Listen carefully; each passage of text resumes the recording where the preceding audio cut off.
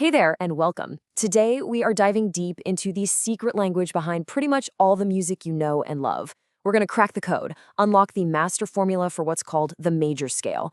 And it all kicks off with a kind of strange question. I mean, think about it. On one hand, you have a super simple nursery rhyme, and on the other, you've got a slick, modern pop song. They seem like they're from completely different planets, right? Well, it turns out they share the exact same musical DNA.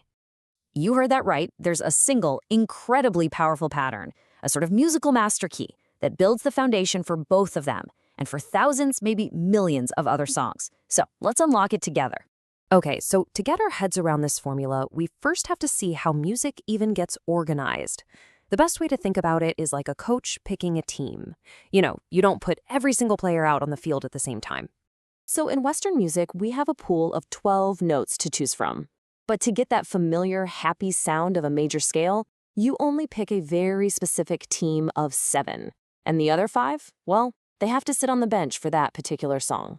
And that team of 7 notes, once you arrange them from the lowest to the highest, that's what we call a scale. It's basically the playbook for your song. It's the core set of ingredients that's going to create your melody and all your chords. All right, so how in the world do we know which 7 notes to pick for our team?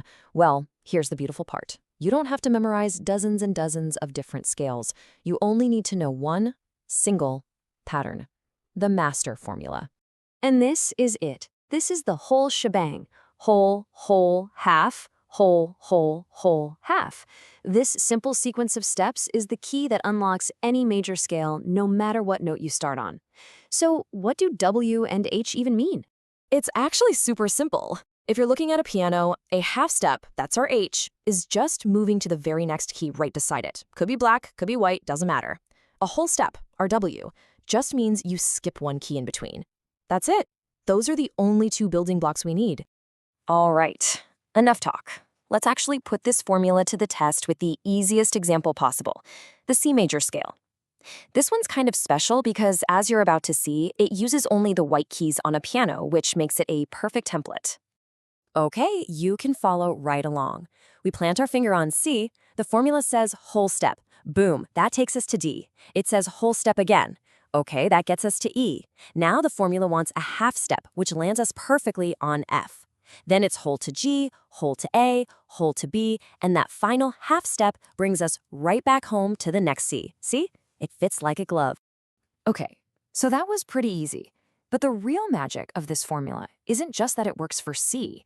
The truly mind-blowing part is that it works for every starting note.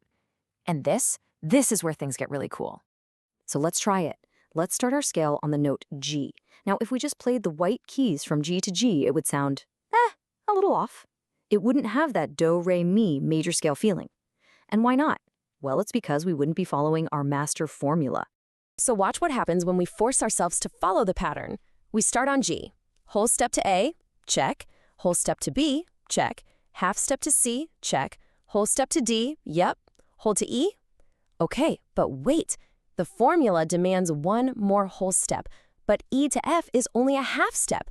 To make it a whole step, the formula forces us to skip F and land on that black key F sharp. And from the F sharp, it's a perfect half step back home to G. The formula made us do it. And that right there is the brilliant secret. It doesn't matter what note you start on, A, B flat, F sharp, whatever. If you follow that WWH, WWWH pattern, it will build you a perfect sounding major scale every single time. It's a universal blueprint for that happy, bright sound that we all know instinctively. So, we've totally covered the how, but what about the why?